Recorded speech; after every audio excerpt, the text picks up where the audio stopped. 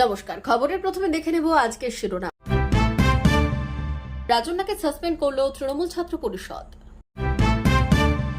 রাজ্য সরকারের 3 বছরের পরিশ্রম সার্থক, কেন এমন বললেন মুখ্যমন্ত্রী। আন্দোলনের সমালোচনা, দিলীপদের সতর্ক করল কেন্দ্রীয় নেতৃত্ব। ফের মোদি ম্যাজিক, ভারতের হাতে আসছে ভেটো ক্ষমতা। মমতার ঘোষণা, পুজোর আগেই রাজ্য পুলিশের 12,000 নতুন নিয়োগ। অনুব্রত মণ্ডল আবার অভিভাবক ঐক্যের বার্তা কাজলের। আরজিকর কাণ্ড তদন্তের নতুন দিক, সিবিআই নজরে আসলো ঘটনাস্থল। চন্দ্রবাবু নাইডুর রূপ সবার সামনে তুলে ধরলেন রেড্ডি, দিলেন হুঁশিয়ারি। শেষমেশ বামের কথাতেও ভুল, কেন এই ভুল তা নিয়ে প্রশ্ন উঠল মীনাক্ষীর ওপর।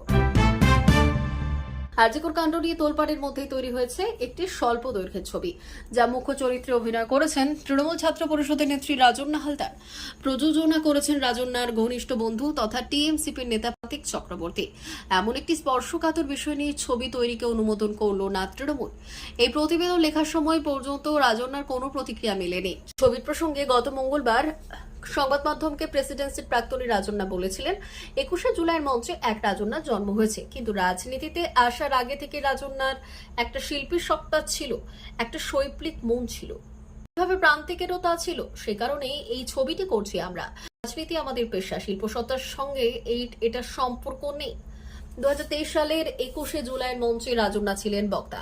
সেই সভায় রাজন্যাই ছিলেন চমক। পরবর্তী সময়ে তিনি নানাভাবে প্রচারের আলোয় ছিলেন। যাদবপুর বিশ্ববিদ্যালয়ের হোস্টেলে পড়ুয়ার মৃত্যুর পর রাজন্যাকে সেখানকার সংগঠনের দায়িত্ব দিয়েছিল তৃণমূল ছাত্র পরিষদ। যদিও গত 8-10 মাসে রাজন্যাকে সেভাবে রাজনীতিতে সক্রিয়ভাবে দেখা যায়নি। লোকসভা নির্বাচনে তমলুকের তৃণমূল প্রার্থী দেবাংশু ভট্টাচার্যের সমর্থনে একটি সভায় রাজন্যার বক্তৃতাও বিতর্ক তৈরি করেছিল। এবার সেই রাজন্যাদের বিরুদ্ধে ব্যবস্থা নিল শাসক দলের ছাত্র সংগঠন। মমতা বন্দ্যোপাধ্যায় জানিয়েছেন যে কলকাতা ভারতের সেমি কন্ডাক্টর বিপ্লবের নেতৃত্ব দেবে। তিনি উল্লেখ করেছেন যে রাজ্য সরকার এই বিনিয়োগের জন্য ব্যাপক চেষ্টা করেছে এবং আমেরিকার সরকারের প্রতি কৃতজ্ঞতা প্রকাশ করেছে। এই উদ্যোগটি কলকাতাকে প্রযুক্তি ও শিল্পের কেন্দ্রবিন্দুতে পরিণত করতে সহায়ক হবে। মমতা বন্দ্যোপাধ্যায় শুক্রবার এক্স হ্যান্ডেলে লিখেছেন যে কলকাতা ভারতের সেমি কন্ডাক্টর বিপ্লবের নেতৃত্ব দিতে চলেছে।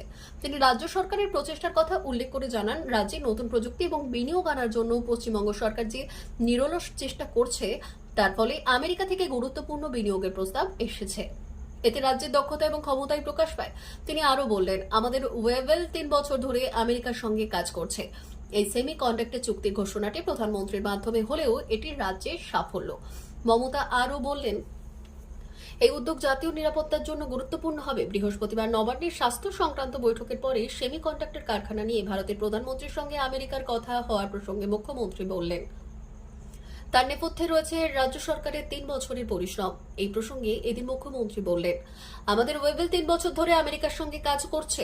সেমিকন্ডাক্টর চুক্তির ঘোষণাটুকু শুধু হচ্ছে প্রধানমন্ত্রীর মাধ্যমে, কিন্তু এটা আমাদের সাফল্য। শুক্রবারও তার টুইট সেই কথাই স্পষ্ট।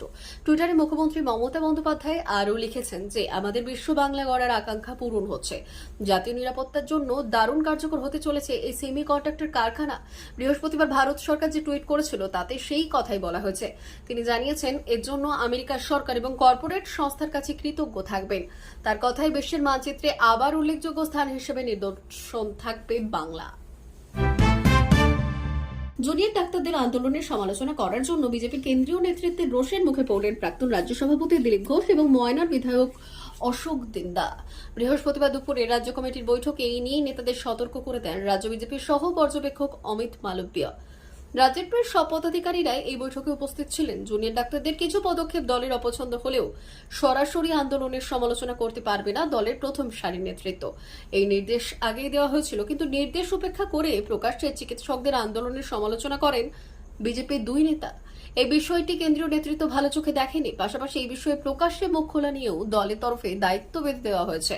উল্লেখ্য, কয়েকদিন আগে জুনিয়র ডাক্তারদের আন্দোলন সম্পর্কে বিধায়ক অশোক দিন্দা বলেছিলেন, বিচারের জন্য নয়, নিজেদের স্বার্থ সিদ্ধির জন্যই আন্দোলন করেছিলেন জুনিয়র ডাক্তাররা। অপরদিকে জুনিয়র ডাক্তারদের আন্দোলন নিয়ে প্রশ্ন তুলেছিলেন দিলীপ ঘোষ। আন্দোলনকে নাটক বলেও মন্তব্য করেছিলেন তিনি। রাষ্ট্রপুঞ্জের নিরাপত্তা পরিষদের স্থায়ী সদস্য হতে আরও এক ধাপে গেল ভারত। আমেরিকা ফ্রান্সের পরপর এবার স্থায়ী সদস্য পদের জন্য ভারতকে সমর্থন করল ব্রিটেন। রাষ্ট্রসংঘের সাধারণ সভায় বক্তৃতা রাখার সময় ভারতকে সমর্থনের কথা ঘোষণা করেছে ব্রিটিশ প্রধানমন্ত্রী। তিনি বললেন, বর্তমানে নিরাপত্তা পরিষদ সম্প্রসারণের সময় এসে গিয়েছে। সম্প্রতি মার্কিন সফরে ভারতকে নিরাপত্তা পরিষদে স্থায়ী সদস্য হতে জোর সওয়াল করেছে মার্কিন প্রেসিডেন্ট। তারপর ফ্রান্সের ইমানুয়েল ম্যাক্রনের তরফেও জানানো হয়। আর তারপর দুই বন্ধু দেশের কথার মতোই ভারতের হয়ে জোর সওয়াল করেন ব্রিটেন। তবে এই প্রথম নয়, নিরাপত্তা পরিষদের স্থায়ী সদস্য হতে দীর্ঘদিন ধরে চেষ্টা করে আসছে নয়াদিল্লি, কিন্তু অধিকাংশ দেশ সমর্থন জানালেও একমাত্র সিগনের ভোটের কারণে আটকে যাচ্ছে ভারতের অংশগ্রহণ। কারণ নিয়ম অনুযায়ী 5টি দেশ আমেরিকা, রাশিয়া, ব্রিটেন, ফ্রান্স ও চীন রয়েছে। এছাড়াও অস্থায়ী সদস্য হিসেবে রয়েছে 10টি দেশ। এক্ষেত্রে কোনো ইস্যুতে সিদ্ধান্ত নেওয়ার হলে 15টি দেশের মধ্যে 9টি দেশের সমর্থন প্রয়োজন। তবে কোনো একটি দেশ ভেটো অর্থাৎ আপত্তি জানালে সেই বিষয়টি বাস্তবায়ন বা কার্যকর হয় না। ভারতের ক্ষেত্রেও এমনটাই হয়ে এসেছে। রাজ্য পুলিশের নতুন নিয়োগ নিয়ে মুখ্যমন্ত্রী মমতা বন্দ্যোপাধ্যায় ঘোষণা সারা রাজ্যে চাকরি প্রার্থীদের মধ্যে উচ্ছ্বাসের সৃষ্টি করেছে। বৃহস্পতিবার নবান্নে একটি বৈঠক শেষে তিনি জানান, রাজ্য পুলিশে প্রায় 12,000 নতুন পদে নিয়োগ করা হবে। দীর্ঘদিন ধরে এই নিয়োগের প্রক্রিয়া আটকে ছিল, কিন্তু অবশেষে সরকারের পক্ষ থেকে এই সুসংবাদ এসেছে। আগামী সোমবার এই সংক্রান্ত সরকারি আদেশ প্রকাশিত হতে পারে, যা চাকরি প্রার্থীদের জন্য একটি গুরুত্বপূর্ণ পদক্ষেপ। বৈঠকে রাজ্যের স্বাস্থ্য পরিস্থিতি নিয়ে আলোচনা হলেও পুলিশ নিয়োগের বিষয়টি উত্থাপন হয়েছে। যদিও মুখ্যমন্ত্রী বিস্তারিত জানাননি কোন বিভাগে নিয়োগ হবে, তবে এটি রাজ্যের তরুণদের জন্য এক নতুন সম্ভাবনার দ্বার উন্মোচন করেছে। গত বছর পুলিশের নিয়োগ প্রক্রিয়া বিলম্ব নিয়ে তিনি অসন্তোষ প্রকাশ করেছিলেন এবং প্রশিক্ষণের মেয়াদ কমানোর নির্দেশও দিয়েছিলেন। বৈঠক শেষে স্বাস্থ্য সুরক্ষা নিয়ে বিভিন্ন পদক্ষেপের পরিকল্পনা ঘোষণা করা হয়েছে। সরকারি হাসপাতালগুলিতে চিকিৎসক ও স্বাস্থ্যকর্মীদের নিরাপত্তা সুনিশ্চিত করার জন্য 100 কোটি টাকা বরাদ্দ করা হয়েছে এবং কিভাবে এই অর্থ ব্যবহার করা হবে সেই বিষয়ে বিস্তারিত আলোচনা হয়। রাজ্য পুলিশের নিয়োগ ঘোষণার ফলে পুজোর আগে চাকরি প্রার্থীরা নতুন আশা নিয়ে এগোতে যেতে পারবেন, যা রাজ্যের জনজীবনে এক নতুন উজ্জীবনের প্রেরণা যোগাবে। জেলমুক্তির পর অনুব্রত মণ্ডল বীরভূমে ফিরতে উল্লাস চলছে অনুগামীদের। জেলা পরিষদের সভাধিপতি তথা জেলা তৃণমূলের কোর কমিটির সদস্য কাজল শেখ অবশ্য আক্রমণাত্মক ভঙ্গি বজায় রেখেছিলেন। দলীয় মিটিংয়ে সব খেলা খেলতে জানেন বলেও জানিয়েছিলেন নানুনের দাপুটে নেতা কাজল শেখ। আক্রমণের পথ ছেড়ে আবার কৌশলী বার্তাও দিয়েছেন কাজল শেখ। অতীতের মতো বর্তমান সময়েও অনুব্রত মণ্ডল ও কাজল শেখের মধ্যে ফের গোষ্ঠী লড়াই শুরু হয় কিনা সেই দিকে নজর রয়েছে রাজনৈতিক মহলের। অনুব্রত মণ্ডল বীরভূমে ফিরতে নানুরের কেরিম খানের সক্রিয় হওয়ার সম্ভাবনা প্রবল। জেলা পরিষদের সভাধিপতি কাজল শেখ আরও বললেন, আমি পঞ্চায়েত থেকে পার্সেন্টেজ খেতে আসিনি, যদিও নদীর বালি থেকে পয়সা নিতে আসিনি। যদি ফাঁকা বাঁকা পথে চলো, সোজা পথে আনার রাস্তা আমাদের জানা আছে। চুরি পড়ে বসেনি, যেদিন গোটাবো সেদিন গুটিয়ে দেব। প্রকাশ্যে কাজল শেখের এই ধরনের মন্তব্য আসার পর মাথা ঠান্ডা রেখেছেন অনুব্রত মণ্ডল। কোন ধরনের বিতর্কে তিনি জড়াতে চাইছেন না এই মুহূর্তে। সবাইকে নিয়ে দলে কাজ করার বার্তা দিয়েছেন অনুব্রত মণ্ডল। তারপর কাজল শেখের গলাতেও শোনা গেল নরম সুর। অনুব্রত মণ্ডলই আমার অভিভাবক, দলও তার নির্দেশ মেনেই কাজ করবে, স্পষ্ট জানালেন কাজল শেখ। আরজিকর কাণ্ডে তদন্তে সিবিআই এখন নতুন তথ্যের সন্ধানে। তারা নিশ্চিত করেছেন যে সেমিনার হলই ঘটনাস্থল নয়। তরুণ চিকিৎসকের দেহ যেভাবে সজ্জিত ছিল তা নিয়ে সন্দেহের সূচনা হয়। সিবিআইয়ের দাবি, তারা প্রকৃত খুনের স্থান চিহ্নিত করতে সক্ষম হয়েছে এবং এর পেছনে রয়েছে ডিজিটাল নথির সাহায্য। সিবিআই ইতিমধ্যেই ওই তলায় যাওয়ার কাজ শুরু করেছে এবং জায়গাটি ম্যাপিং করেছে। তারা দাবি করছে প্রাথমিক তথ্য এবং অন্যান্য সাক্ষ্য প্রমাণ এই স্থানকেই নির্দেশ করছে। তরুণীকে হত্যা করার আগে সেখানে উপস্থিত ব্যক্তিদের খোঁজ নেওয়া হচ্ছে এবং সেখানকার মোবাইল টাওয়ার ড্যাম থেকে কিছু ফোন নম্বর শনাক্ত করা হয়েছে। তদন্তের জন্য সংশ্লিষ্ট মোবাইল ফোনগুলির ফরেনসিক পরীক্ষা চলছে। এই রিপোর্ট আসলে নতুন স্কেচ ম্যাপ তৈরি করা হবে। তবে সিবিআই এর জন্য চ্যালেঞ্জ রয়েছে। যদি ডিজিটাল প্রমাণ দ্বারা আসল ঘটনাস্থল প্রমাণিত হয়, তবে তাদের পরবর্তী পদক্ষেপ কি হবে? বিশেষজ্ঞদের মনে করছেন সেমিনার হলের অভিযোগ এবং এর চারপাশের পরিস্থিতি সিবিআই তত্ত্বকে নতুন করে প্রশ্নের মুখে ফেলতে পারে। সিবিআইয়ের বর্তমান দৃষ্টিভঙ্গি এবং তাদের সামনে আসা নতুন তথ্যগুলি এই তদন্তকে নতুন দিকে নিয়ে যাবে। শুক্রবার সুপ্রিম কোর্টে ধর্ষণ ও খুনের মামলা স্ট্যাটাস রিপোর্ট জমা পড়ার কথা রয়েছে, যা এই পরিস্থিতিকে আরও জটিল করতে পারে। অন্ধ্রপ্রদেশের প্রাক্তন মুখ্যমন্ত্রী জগনমোহন রেড্ডি এদিন রাজ্যের একাধিক বিষয় নিয়ে সাংবাদিক বৈঠক করেন। আর স্বাভাবিকভাবেই বৈঠকে উঠে আসে তিরুপতি মন্দিরের প্রসাদ বিতর্ক নিয়ে।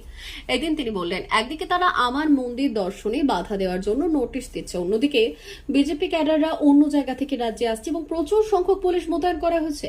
একই সাথে রেড্ডি এও বললেন, সিএম চন্দ্রবাবু নাইডু মিথ্যে কথা বলছেন। ঘি সংগ্রহের টেন্ডার একটি নিয়মিত প্রক্রিয়া, যা প্রতি 6 মাসে কয়েক দশক ধরে হয়ে আসছে।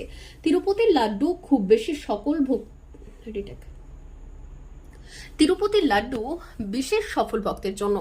আমার শৈশব থেকেই এই প্রসাদের জন্য মন্দির দর্শন করতে আসি। বহু মানুষই এই প্রসাদের টানেই আসে, কিন্তু চন্দ্রবাবু নাইডু সকলের বিশ্বাস ভেঙে ফেলেছেন।